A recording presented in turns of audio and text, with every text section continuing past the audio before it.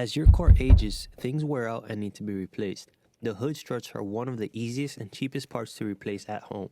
All you need is a flathead and a pair of your new struts, link in the description. The mounting locations of the struts are a ball and socket joint being held by a retaining clip.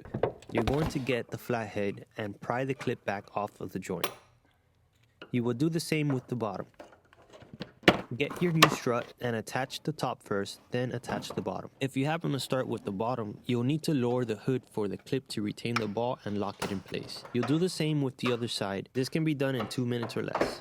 And you're done. Alright guys, as promised in one of my other videos, I want to select the winner for the diff brace. And today we're going to do the Pride version 1. As I release and upload other videos, I'm going to give away the Pride version 2 as well as the solid diff bushing. So let's see who won the first one.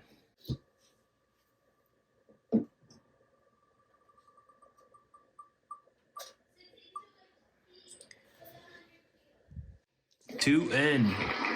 Congrats, man. Hit me up on IG and I will send this over to your house. Subscribe, motherfucker.